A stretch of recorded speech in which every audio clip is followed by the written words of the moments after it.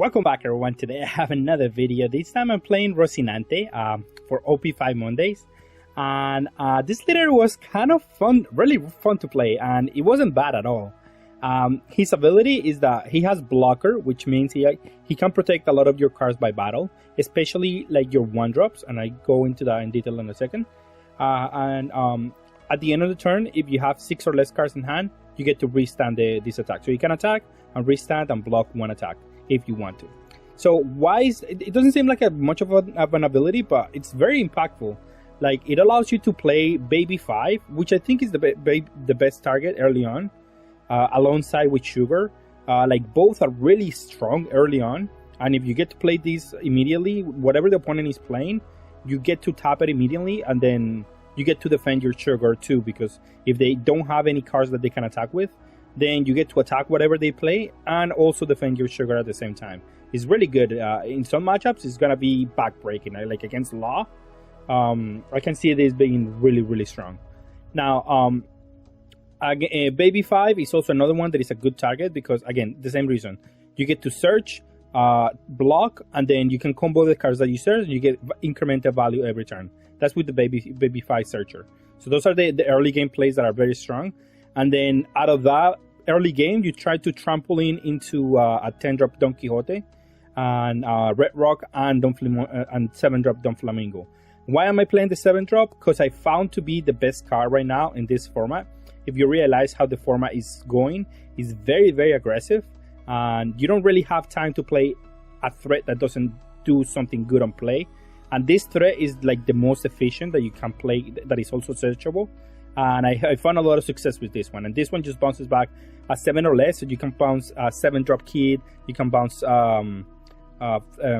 Magellan to the hand. So you don't have to deal with those cards like immediately again.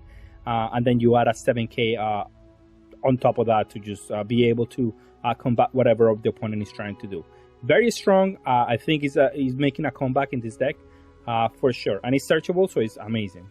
Also, the 10-drop is the 10-drop. This card is insane. And all these cards being able to be protected by the leader is relevant, actually. In some matchups, it will come up. Diamante is really good. It's just a good card that you can search. It's going to win you the game, or it's going to give you some ways to have a blocker at the end of the game and also attack with something else. Really decent. I'm playing Drake for the same reason. It is a very aggressive format, and having some sort of removal is going to help a lot. And that's why I'm playing this guy.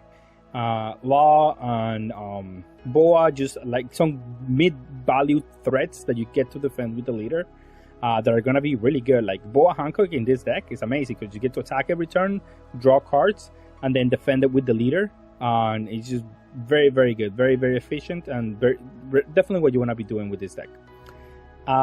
What did I find to be the bad matchups for the deck? Definitely like heavy control decks that don't attack you, because I mean, I don't know, they get too much value. Like Sakatsuki could be a decently bad matchup because they have a lot of removal, and but you do have a lot of inherent advantage in like Baby 5 and Sugar and all of this. But they could out-tempo you in the removal and just remove everything that you play. It is a difficult one, but you can still find points of like playing 2 cards per turn, and then you can maybe play around the removal that is going to allow you to sneak wins here and there versus those bad matchups, of course. But yeah, with that being said, let's go see some gameplay. Okay, we're going to play it against the juggernaut of the format, which is Sakatsuki. I think it's going to be a really powerful deck. But we do have our Baby 1 opening, which is our best opening for this deck. And the one thing that I want to do against this deck, I'm just going to get straight up gate the 10-drop. Because Sakatsuki, the one weakness, if you can call it a weakness, is that it doesn't deal with 10-drops efficiently or very well. Like, it takes a lot. And one small thing about this 10-drop is that it is able to keep the leader locked, which means that he's not going to be able to minus my cards with the leader ability. So it's going to be even more difficult for him to deal with my 10-drop. So in this game, I'm going to try to use this Baby 5 to search as many 10-drops as possible. And that's why I'm blocking and comboing out of this. And I'm going to do that as many times as I can, so I can deal, like I can search as many 10-drops as I can. That is my game plan, and that's how I win this game. Because the Sakatsuki will remove everything else that I play, and then at that point it's just it's not gonna be good for me. I know it seems like a difficult win condition, but that's the win condition that you have to do for Corazon here.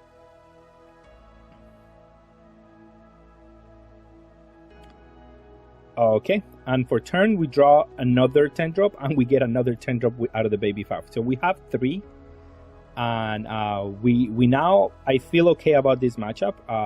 3 of them will give me a lot of value, and I don't have to, like, I already have my 2 best early game cards, which is Sugar and baby 5. So he has to be like a little bit careful of what he's gonna play per turn. And again, I'm just keep blocking. Well, he didn't even bother to attack baby 5. He knew I was going to block. So I just have to defend my leader. And why do I have to defend the leader? Because I need to deploy all these 10 drops. And I need the life to do so. Okay? Like, I'm going to be going like back to back 10 drop. So if I don't have enough life total to do that, I'm not going to be able to. And here, I just have this guy. And I can attack it for a big number where he's probably going to have to let it die. Because that's my game plan. Just remove whatever he plays early on, if possible, so I can just use the leader ability. I might play Law, but I don't think so. I also could just get the Flamingo here to add like a tempo card that can just gonna buy me some time. But I really want to just get rid of his cards early on, and I could have. I don't know why I kept to because I wanted to do another baby 5. So I attack for 8. If he wants to combo 8, that's okay. It's not the best, but it's okay. Which he did. And that's fine. I could have just gone for like more than 8 and not played this baby 5. But getting the value here is also good. Like, he's going to have only 2 cards in hand, 3 cards in hand. And another thing, because of this, he discarded one of the toys, one of the Kiros, and one of the Surus.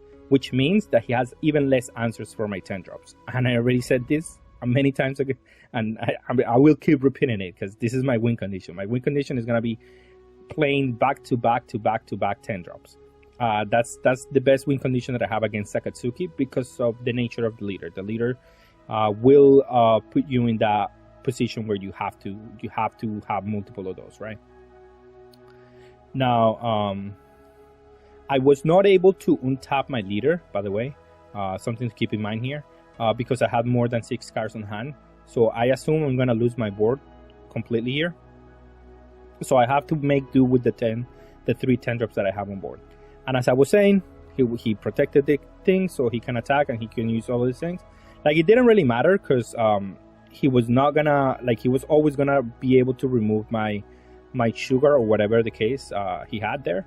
And he's probably going to be able to remove this guy too. Like, if he plays a Flamingo 9-drop Mihawk, he's probably going to be able to remove the... Yeah, exactly. That's just what I was thinking. Now, again, I'm going to combo out of the leader main thing because, again, I don't want him to deal me damage because I have to play back to back 10-drop. And I only need to take damage for, like, this guy. That's the only thing. And I found the 4th Flamingo out of my life. And you cannot say that I didn't like look for all of this. Like, I looked for a lot of these flamingos. Like, I knew what my win condition is, and I just needed to play around it, right? And here comes the first one. Now, it's gonna be difficult for him to answer immediately because the only way that he can do it would be if he played like a field spell. He used the leader ability to attack me, and then he plays a Mihawk. That's the easiest way that they have to do it. But since he's not going to be able to use the leader this turn, he's not going to be able to remove the 10 drop. So he's going to have to find another way to do it. Also, yeah, no, there's just no other way to do it in this turn, at least. If he had the field spell out from before, he could have done something like the, I forgot the name, the one that is a 1 cost that cycles. That could also would have worked. Could have worked. But I mean, this one, the Great Eruption could have worked with the field spell already on the field, but he needed to have the field spell on the field, of course. And I'm gonna attack with 5 because I want him to block with the Sabo, so I can attack it with the 10 drop. But my opponent is a little bit smarter than that. He knows that like if he blocks with the Sabo, then he's not gonna have any any way to pressure me or to do anything else. But as I was saying, I have the second flamingo. He should know about this one too, because I searched 2 of them, I think. Yeah, I searched 2 of them. So he should know that I have 2 flamingos. And so he knows about this play. And now it starts to get into my favor, because yeah, I have 2 of the cards that he's gonna have a hard time defending and out comboing out of. I could have also attacked the 7-drop and not give him any cards on hand. That could have been another option. However, since I have all 4 flamingos, I know these cards are not gonna untap basically, and I just need to remove whatever else he plays. That's what I need to do with this leader at the moment. So yeah, he keeps fighting the good fight here. He's trying to probably attack with Sabo, just to try to clock me in some sort of capacity. However, I do have a AK combo worth of combo power here, and I'm gonna use it because I mean it's the best thing that I can do. I'm gonna attack for 10. I assume he's gonna that thing is gonna die. I'm gonna do the same ability where I'm gonna attack for 5, see if he wants to block with the Sabo. I assume he's not gonna want to, and then he gave me another blocker, and then now attacking for 10. Because I have another 2, I know that this is eventually gonna be enough to clock him out of the game, unless he does something about them. And I have still a lot of combo power that I can use. This Flamingo, the 7-drop, is not gonna do anything, however, but should still be fine, I think.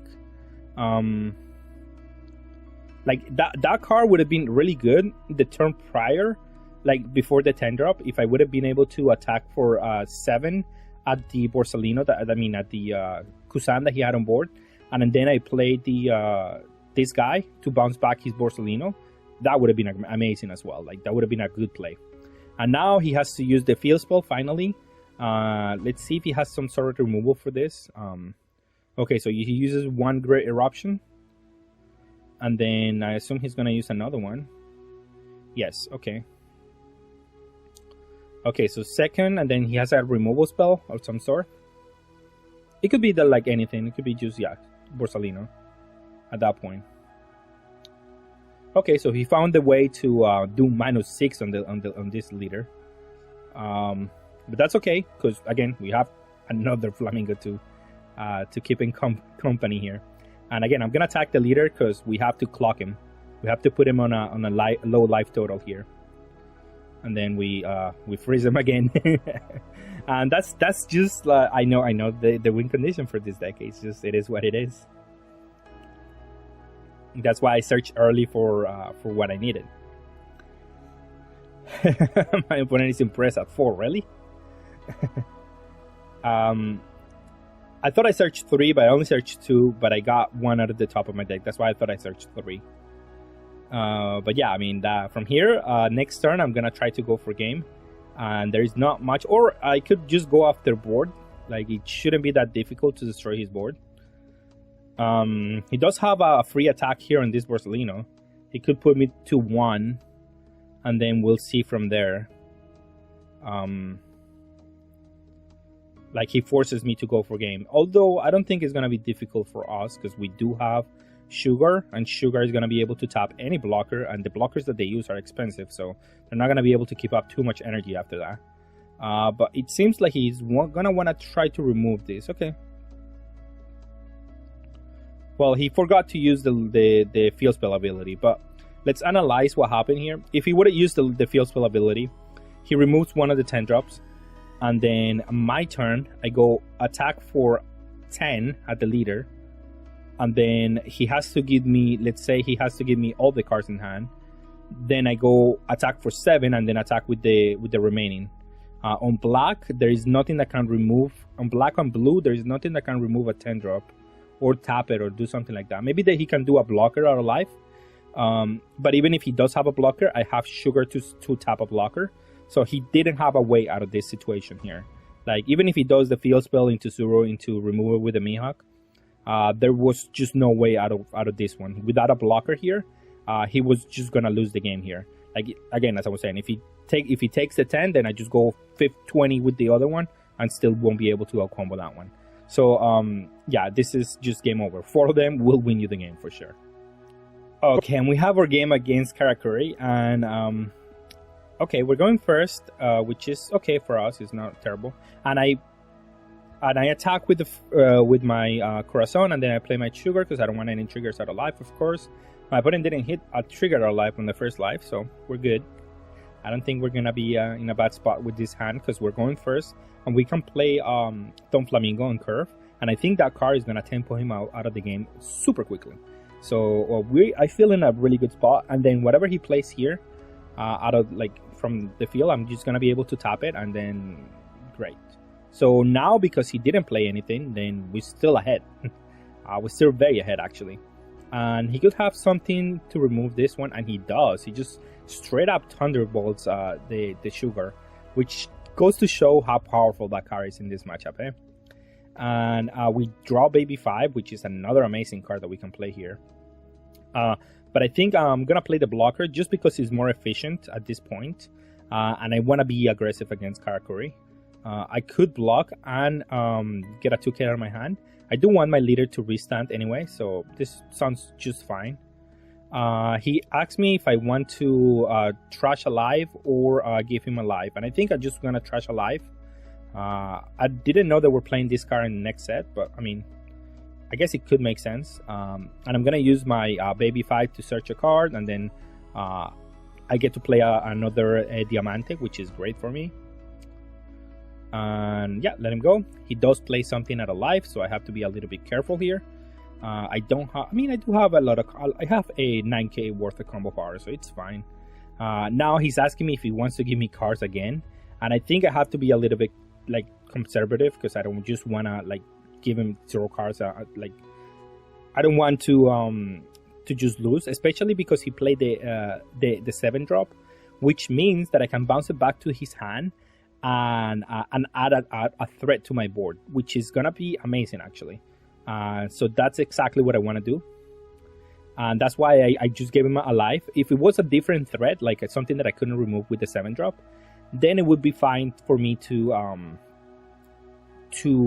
no bounce it back to the hand. However, because oh okay, he hit another trigger out of life that kills my Baby 5, which is annoying, but it is what it is, I guess.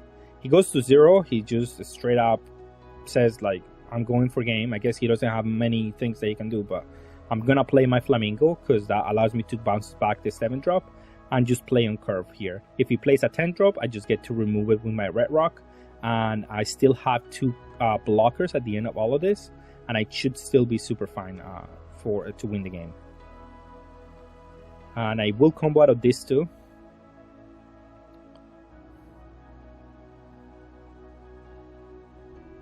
Because I do have a Red Rock, I'm able to remove the Big Mom.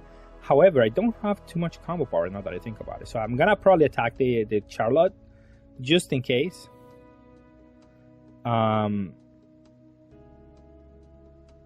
for 7-7. I probably should have just attacked for 5-5. Hopefully he doesn't have another trigger out of life. I think that's what he's counting on. That he doesn't have that he has another trigger that he can try to go for game. But he didn't hit another trigger, so that's just magnificent. And then, yeah, I just attack here. My 2 blockers are going to restand, so even through a Thunderbolt, which he couldn't use because of the because he didn't have any life, but now it's just gonna be just what I need. Like if he plays another 10-drop Big Mom, I just go for game next turn. I don't have to worry about anything because I have removal for the like a blocker or something that comes out of life, and so on and so forth. Okay, and we're gonna play against 6-drop Luffy, and this matchup again, I want to get my Flamingo because he's gonna be just good against this matchup, and I might have to block the first attack here to protect my Baby 5. But I mean, yeah, I think it's gonna be good to get some card advantage here going because she's gonna be a blocker eventually. Like this deck, it seems like it plays a lot of bombs, but it doesn't deal with like everything else very well. I can just use it as a blocker and just let it go. Yeah, that's also fine. Because my hand is it doesn't have too much corners, so if I start taking damage this early, then I'm gonna be struggling later on into the game. Yeah, I think it was okay, and then I can just play Boa. I can combo out of a 6k attack here, or even 7, and then use the Boa to just regain my hand size. I end up taking the damage, but it doesn't matter because the Boa, like if he plays this card, it doesn't matter because my Boa is gonna give me my hand back. So I'm able to just play this card, which is gonna be an annoyance for him. And it makes his leader like a 5k, which is much better for me. And we don't care about that he discarded cards from our hand because we had a lot of bricks. And yeah, he took some counter power, but it doesn't matter. Like this result being this ends up being the best result for us, for sure. So I do like the spot we're in. Now he has to defend a 5k like he's a 7k, which is not easy. And he's probably just gonna let it die, I assume. I don't think he can afford to just outcombo it. If he does outcombo this one, I mean, he also has to outcombo another 7, so he basically has to give me his hand, like 4 cards out of hand just to save this guy. It seems like a mistake, but also, by the way, he used the minus ability using this law, which means he's gonna have a hard time, and he's gonna defend it, but he's now gonna have a really hard time trying to get stuff into the board because remember, this leader works by trying to ramp early on, so you can start using the leader ability like later. So like if you have to defend this leader early on, is really bad for you. Like it is really just bad for you. So it is not looking pretty for our opponent.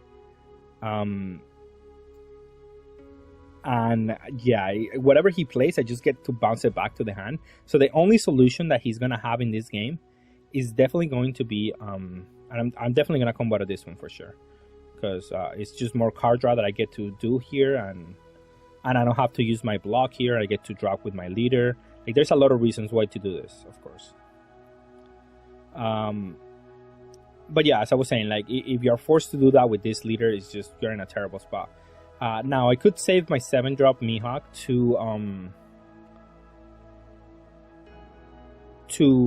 remove whatever else he plays next turn, but he could be just playing he could be just playing 9-drop next turn, because he could just be playing 9-drop. I'm just gonna play the law here, and then I have Red Rock for the 9-drop, and then I have 10-drop for whatever else. Like I have the 10-drop for whatever I needed, and my hand is still looking very good. Like if I have the answer for like a 7-drop kid, and I have the answer for like whatchamacallit, for a 9-drop. So I'm covered either way here, and I should be okay in this spot. Now I'm not gonna be able to block. I'm gonna have to take this damage here because I have 0 counter power in my hand. Sad. He was playing Jet Pistol, which I don't know how to feel about that card. I guess it's fine, and he's not. I mean, it's whatever. He might just attack that one, and I could just let it die. But I think that card is just annoying enough for him that now that I'm gonna be able to play my Flamingo, or I could just play the 10-drop. Actually, it's just as good, honestly, because I can just play the 10-drop, and then if he plays a 9-drop the following turn, I still have the Red Rock, and that's just good enough. But I am waiting on the 9-drop here for me to be able to do that. Why? The reason is because the 9-drop, I could just have the 9-drop with the sugar, and then he's forced to I'm able to force the lock on the 9-drop and something else, and then it's gonna be more meaningful. I think this turn is where it's gonna be the most meaningful, the 10-drop, because I already developed the 7, and if he plays another 7-drop, then I just get to lock it down, and it's gonna be good for me. I mean, if he plays another 7-drop, then it transforms the leader into a 7k, but I have now enough 7k attackers to where that's just gonna be good for me. And again, I can play the 10-drop at any point, and it's gonna be a good play against this leader. Now the Zoro, I was not expecting. But it does stop this Zoro from being a problem. So, I mean, it's still very good for me.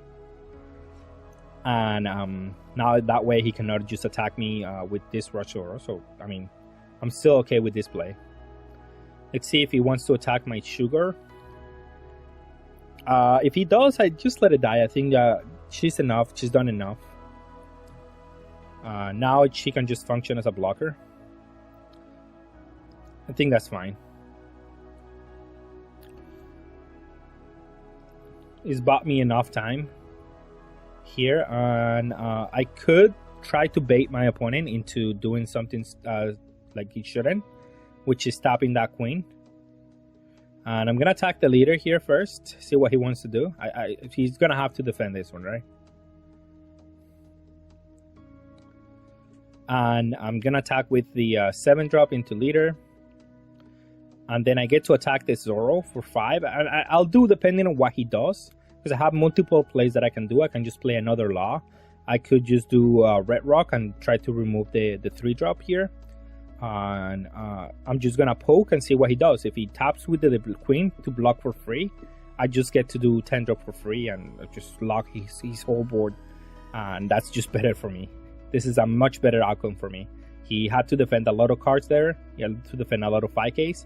And then I still get to lock his board and be in a really good spot. Like, if he plays the 7-drop now, I just get to Red Rocket and remove his board and still be in an excellent spot at the moment. So everything has been working out really well for me, and that's why I like the Flamingo so much, the 7-drop. I think this is the card that brought me back into this game. Like, not back, but like it gave me the tempo to keep going into this game.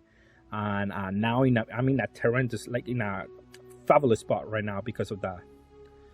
Because my opponent doesn't have a board, and then now this 10-drop is just much more impactful than anything else. And that's why Sugar is so good in this leader, by the way, because it just works so well with the 10-drop. It's just broken.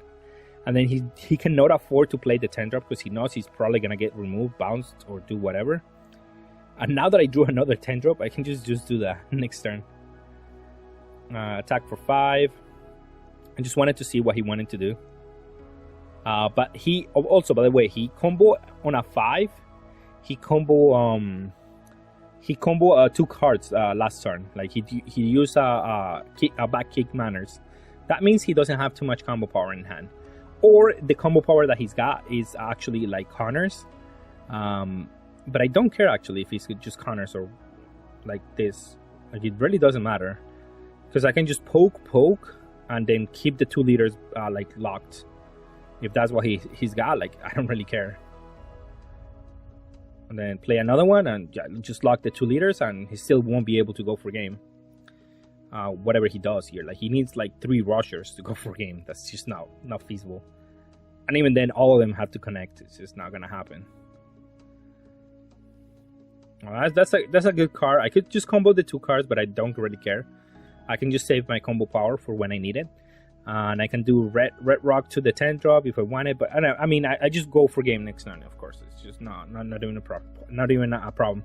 And I drew another one, which I could be disrespectful and just attack and use that one again. But I don't think it's needed. I just win here. Okay, and we're gonna go up against Law. I mean, this is probably a hard matchup because we don't have really good early removal unless he attacks me. And after Mulligan, I got 2 Red Rocks, which is not ideal. And I think I have to block out of this one. And I think Sugar is probably best. I don't know. I probably should have kept the Sugar just in case he plays whatever. And that would have been the best card to attack. So it is my fault on that one. I should have just kept the Sugar. And then I can attack, because idea, like, what's Nico Robin gonna do? I don't think she's gonna do anything. So yeah, I immediately regretted not doing the Sugar. I was thinking that he was gonna be able to remove Sugar anyway, so she was not gonna be a passive card, like that good of a passive card. But she would have been amazing against this Law, and it really hindered me here that I didn't have that Sugar. Like, it really puts me back like 1 turn, and I'm hoping that he attacks with the Law, but he did not. So I have to do plan B, which is, I think it's just playing Red Rock. Like not play any cards that he can remove and then just attack with this. So he doesn't get too much value. And he has to combo out of the leader, or he has to take this. Yeah, that's much better because they don't have too much life. And if I'm able to remove hit their board consistently, they're gonna have a hard time. And he's not using this lot to attack, which is fine. That means he's playing around my removal, by the way, because I do have a way to answer this guy. But sadly, I don't have the best way. And I'm gonna use my Red Rock instead of playing the Flamingo, because I know they can remove my Flamingo easily. And I don't want them to do so. That's the reason why. So if I prevent my opponent from doing his leader ability as much as possible, he's not gonna just flood the board with creatures that I have to answer, and it's gonna be much easier for me. Now I do have an answer here for like a go wide strategy for my opponent. Don't combo I have to give you a 2k here because I think I'm gonna do Flamingo plus a 3k here. I think what makes sense here. He plays Ace, which is fine because I do have Flamingo here, and he uses the leader ability anyway to play something, which is good for me. Again, I just don't get removed. I take it. I'll bounce back the Ace and attack for a big number. Asking if he wants to play again the Ace next turn. It's fine. That's why I don't play. I mean, the Ace is a fine card. It's just he hasn't done anything. Now, this law is eventually going to be a problem, but I do have like Drake plus something like blocker to just answer at least that play whenever he attacks. That's why I haven't played the Drake. I'm just waiting for him to attack with this 3-drop so I can just destroy it. But now is when it's gonna get a little bit like risky, because he's finally gonna attack with this. He's gonna search for something, and then he's gonna remove my 7-drop. I'm pretty sure he's gonna do that. And then it starts to getting a little bit more difficult, of course, because he's gonna attack me for 5/5/5, and I don't have that many cards in hand already. So it's gonna be more punishing, and yeah, it starts getting a little bit more difficult, right? Now, for what it's worth, this 7-drop is a little bit harder for them to remove. Although there's new cards that say -4, and that makes it a lot easier for them. But I like this draw here because I'm able to remove something here. So I got that life. That life was amazing here. And then he does the -10, yeah, and he plays another one. I could play the 10-drop now that he played the round table. And let's attack the leader, see what he does.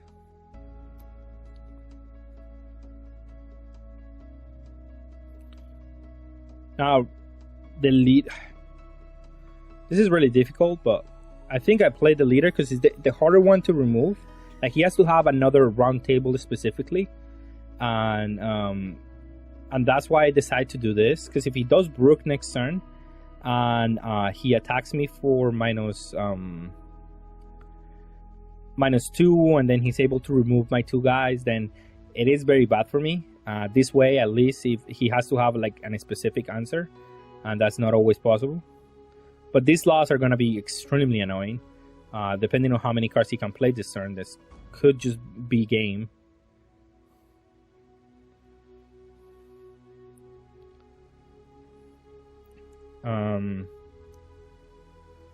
But well, let's see what happens.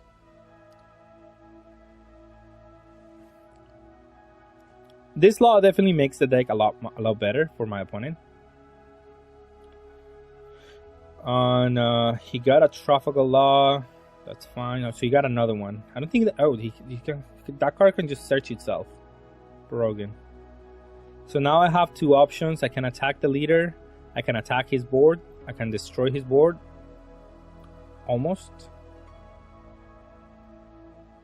And I could all the options is really bad because I don't have any too many cards in hand. So there's a lot of options, but they don't sound too good, to be honest. I mean, if he blocks this one, but then even if he doesn't block, he can just go for game. And then how do I go? I need 3 cards to go for game, I guess. Like if he cannot remove my board, maybe.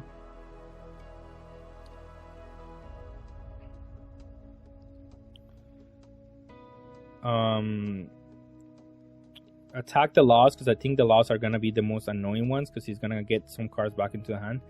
But even then, it's just gonna be way too difficult. And I'm gonna play 2 blockers, I guess, because I don't have any option. But I don't think it's gonna be enough. He has too many attackers. He drew all 4 loss, and that's just too much for me at the moment. And he's gonna be able to remove my blocker, and that makes it much more difficult for me. He's gonna be able to do Brook, probably even KO my 10 drop if he wants to, and then play for the long game. And I think I just lose here. And he doesn't even have to worry about that. Like if he wants to, he just play the whole hand, and not even like he could just go after my board and not even worry about my leader, because he doesn't need to keep anything in hand. If I had enough counter here to survive, maybe I can go for game. If I can keep like 3 cards on board. But even then, I mean, he's gonna get like 2k counters here probably. It's gonna be way too difficult to win.